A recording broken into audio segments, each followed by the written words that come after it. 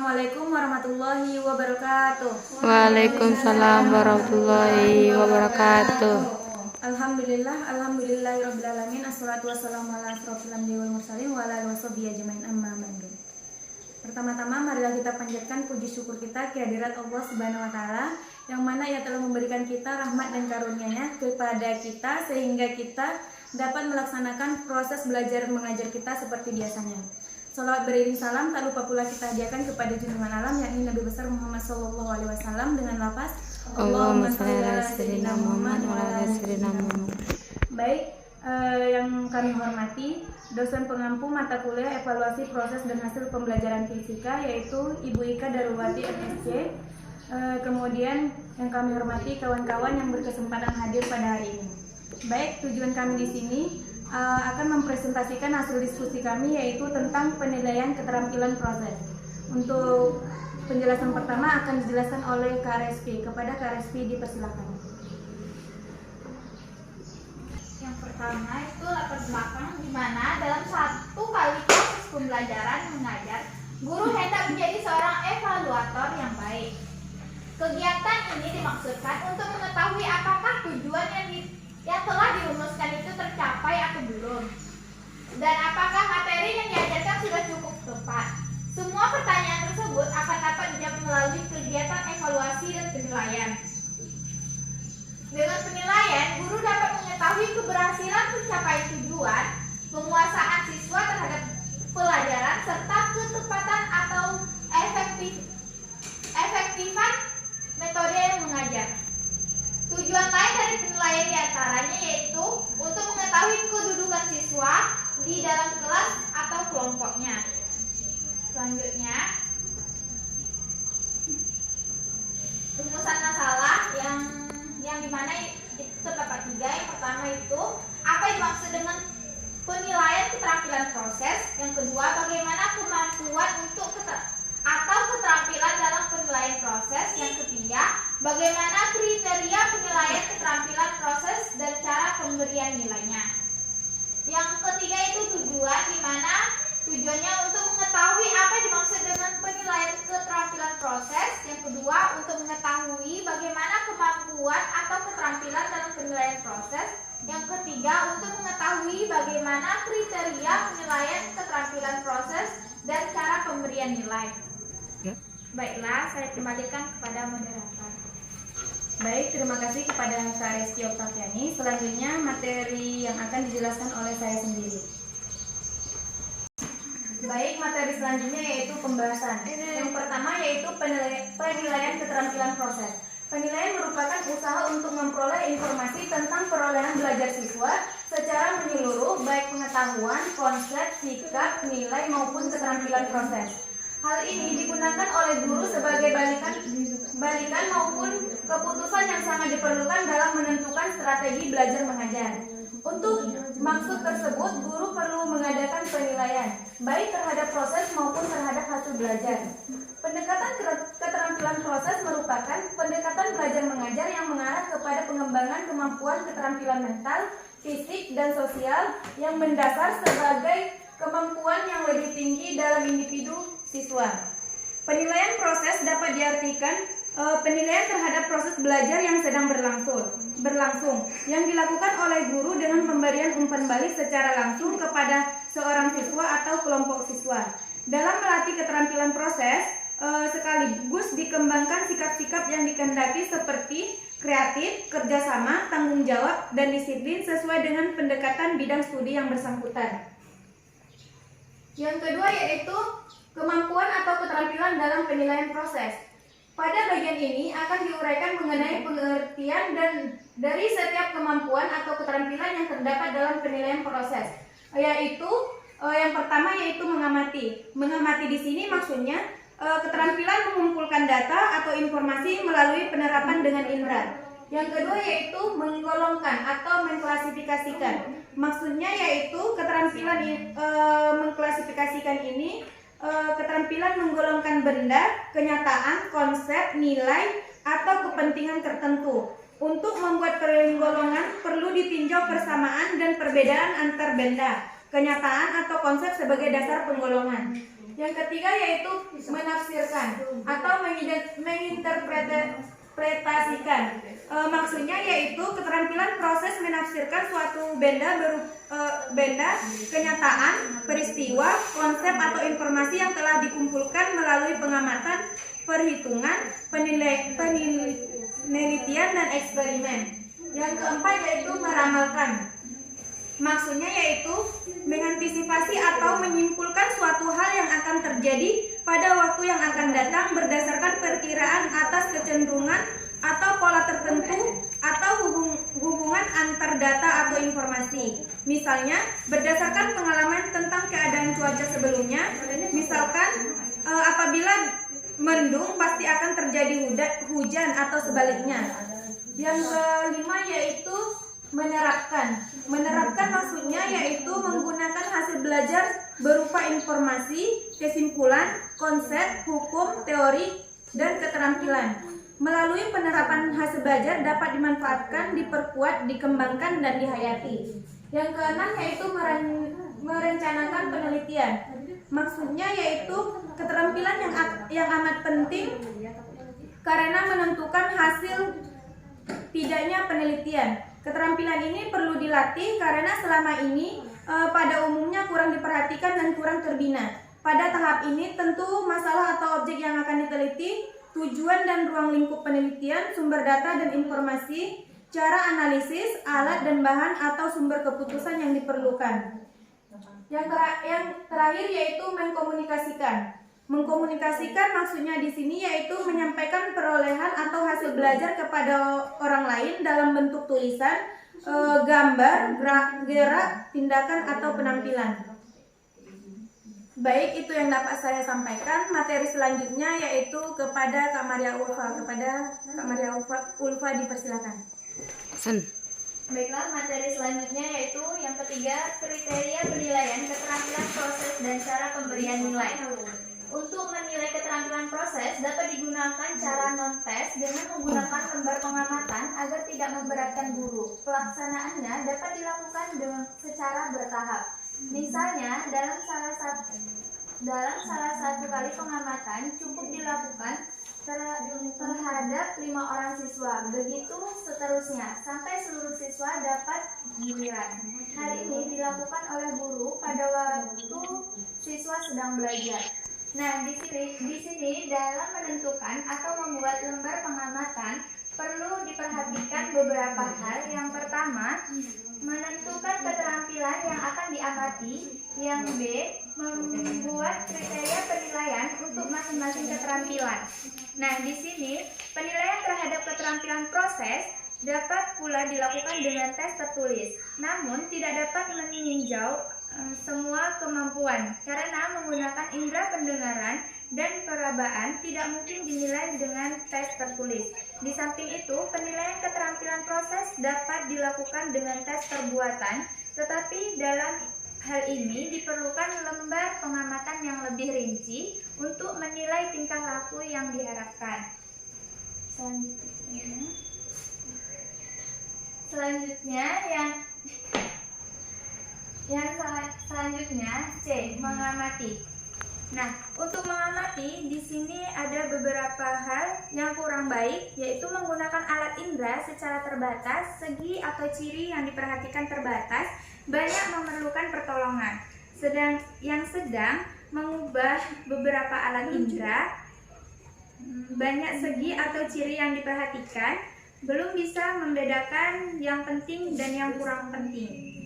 Sedangkan yang baik sekali yaitu menggunakan bermacam-macam alat indera. Yang kedua, banyak segi atau ciri yang diperhatikan, bisa memiliki sendiri informasi yang relevan dengan masalah yang dihadapi. Yang D yaitu menggolongkan atau mengklasifikasikan, yaitu yang di sini kurang baik, yaitu menentukan persamaan atau perbedaan secara terbatas, kurang menentukan dasar penggolongan, banyak memerlukan bantuan.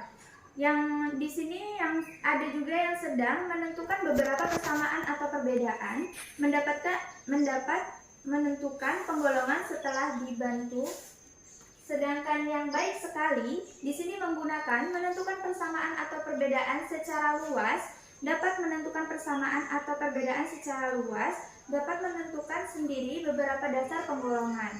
Nah, masuk yang E yaitu mengenai penafsiran atau menginterpretasikan. Di sini yang kurang baik yaitu menggunakan penafsiran berdasarkan data atau informasi terbatas. Tafsiran atau kesimpulan berlaku untuk kasus terbatas tanpa disertai argumentasi. Nah, sedangkan yang sedang di sini menggunakan penafsiran berdasarkan data atau informasi yang cukup tanpa mengecek kesahihan dan keadaannya. Yang kedua, penafsiran atau kesimpulan berlaku untuk beberapa kasus, lebih banyak tafsiran atau kesimpulan disertai argumentasi. Sedangkan di sini ada juga yang baik sekali menggunakan penafsiran berdasarkan data atau informasi yang cukup serta sahih dan andal. Tafsiran atau kesimpulan berlaku lebih umum. Tafsiran atau kesimpulan beragam dan berkaitan dan disertai dengan argumen. Yang F yaitu meramalkan atau memprediksi. Nah, di sini yang kurang baik menggunakan meramalkan berdasarkan data atau informasi yang tidak berhubungan, sedangkan yang sedang meramalkan berdasarkan hubungan antara data atau informasi, kecenderungan atau pola, sedangkan yang sangat baik meramalkan berdasarkan hubungan antara data atau informasi, kecenderungan atau pola yang cukup. Yang G di sini ada penerapan, dan yang kurang baik menggunakan tidak dapat menggunakan hasil belajar sebelumnya tanpa bantuan atau bimbingan, menggunakan hasil belajar pada pengalaman atau situasi lain secara kebetulan. Yang sedang di sini menggunakan berusaha memecahkan masalah baru tetapi tidak dapat menerapkan keterampilan atau pengetahuan yang tidak relevan, menggunakan pengalaman dalam situasi baru dan situasi sebelum dijelaskan. Yang sangat baik sekali di sini menggunakan terbiasa menggunakan hasil belajar sebelumnya untuk memecahkan masalah baru, kreatif menggunakan belajar sebelumnya dalam situasi baru, bentuknya beragam dan tak terduga. Yang H, merencanakan penelitian. Di sini yang kurang baik menggunakan dalam merencanakan penelitian hanya ditentukan beberapa aspek. Rencana penelitian diterapkan tidak relevan, penyusun rencana penelitian tanpa studi kelayakan. Yang sedang menggunakan dalam perencanaan penelitian ditentukan cukup banyak aspek-aspek. Rencana penelitian yang diterapkan cukup relevan. Penyusun rencana penelitian didahului oleh studi kelayakan. Sedangkan yang sangat baik, dalam merencanakan penelitian ditentukan seluruh aspek yang seharusnya ditentukan. Rencana penelitian yang diterapkan sangat relevan. Penyusun rencana penelitian didahului oleh studi kelayakan yang telah direncanakan. Yang I yaitu mengkomunikasikan. Di sini bisa menggunakan yang kurang baik menggunakan mengkomunikasikan melalui bentuk ungkapan yang terbatas atau lisan saja atau gerakan saja, memilih bentuk ungkapan tak tepat atau tak sesuai dengan yang hendak dikomunikasikan. Sedangkan di sini yang sedang menggunakan mengkomunikasikan melalui kombinasi dua bentuk ungkapan, lisan plus tulisan, atau lisan plus gerakan, atau lisan plus gambar, lisan plus tulisan plus gambar, tulisan plus gerakan, atau bisa juga gambar plus gerakan. Memilih bentuk ungkapan kurang tepat karena masih ada yang harus lebih tepat. Sedangkan yang baik sekali, komunikasikan melalui kombinasi 3 atau 4 ungkapan, memilih bentuk untuk yang sangat tepat. Baik, materi selanjutnya yaitu bab ketiga, penutup. Di sini kesimpulan yang dapat kami ambil yaitu proses belajar mengajar dan hasil belajar siswa sebagian besar ditentukan oleh peranan dan kompetensi kompetensi guru. Guru yang berkompeten akan lebih mampu menciptakan lingkungan belajar yang efektif dan hendaknya menjadi seorang evaluator yang baik. Dengan melakukan penilaian, guru dapat mengetahui keberhasilan, pencapaian tujuan, dan pembelajaran. Penilaian keterampilan proses adalah salah satu penampilan yang dilakukan oleh seorang guru. Peran guru dalam pelaksanaan penilaian keterampilan proses adalah selaku pengamatan yang menentukan penilaian selama proses pembelajaran berlangsung atau untuk alat ukur non-tes, baik siswa per individu maupun untuk seluruh siswa dalam satu kelas. Guru dapat melakukan penilaian keterampilan proses sebanyak 2 atau 3 kali dalam satu semester. Nah, di sini saran yang membangun untuk makalah kami. Apabila ada penyusun dan penulisan ini terdapat kekurangan dan kelebihan, maka kritik dan saran dari pembaca dan pembimbing sangat kami harapkan sehingga kami bisa memperbaiki pembuatan makalah selanjutnya, karena kami hanya manusia biasa yang tidak lepas dari kesalahan, sehingga tanpa dukungan dan saran dari pembimbing serta tim sukses kelompok ini sangat jauh sekali untuk mencapai kesempurnaan. Baiklah, itu yang dapat saya sampaikan dan saya kembalikan kepada moderator. Baik, itulah materi yang dapat kami jelaskan. Bagi teman-teman yang ingin bertanya, dipersilakan. 3. Baik, kepada Kak Frida dipersilakan. Baik, assalamualaikum warahmatullahi wabarakatuh. Waalaikumsalam warahmatullahi wabarakatuh. Terima kasih kepada kelompok 1. Di sini saya ingin bertanya, yang mana pertanyaan saya yaitu di dalam kemampuan atau keterampilan dalam penilaian proses itu terdapat 7. Nah, tolong jelaskan keterkaitan di antara 7 tersebut. Terima kasih. Baik, terima kasih kepada Kak Frida. Selanjutnya bagi teman-teman yang ingin bertanya, dipersilakan. 2, 3. Baik, kepada Kak Anis dipersilakan. Baik, terima kasih. Di sini saya akan bertanya kepada kelompok 1. Penilaian keterampilan proses ini bisa dilaksanakan pada tingkat apa saja? Apakah di semua tingkat, baik tingkat SD sederajat, SMP sederajat, ataupun SMA sederajat? Dan apakah pada semua mata pelajaran? Baik, terima kasih kepada Kak Anis. Bagi teman-teman yang ingin bertanya lagi, dipersilakan. Baik, jika tidak ada, kami meminta waktu untuk menjawab pertanyaan dari teman-teman. Baiklah, kami akan menjawab pertanyaan dari Kak Frida yang akan dijawab oleh saya sendiri. Pertanyaannya, kemampuan atau keterampilan dalam penilaian proses itu kan ada 7. Jelaskan keterkaitannya. Jadi, ketujuh proses penilaian ini saling berketerkaitan. Hal ini dikarenakan sebelum kita mengamati, pasti kita belum bisa menggolongkan suatu informasi. Kemudian sebelum kita menggolongkannya, tidak bisa menafsirkan apakah informasi itu tergolong ke bagian yang mana. Kemudian sebelum kita dapat menggolongkannya, kita belum bisa meramalkan atau menyimpulkan suatu informasi. Sebelum menyimpulkannya, kita belum bisa menggunakan hasil informasi tersebut. Sebelum digunakan, tentu kita belum bisa melaksanakan langkah-langkah informasi tersebut. Jadi sebelum melaksanakan langkah-langkah itu, kita belum bisa menyampaikan hasil informasi tersebut kepada orang lain.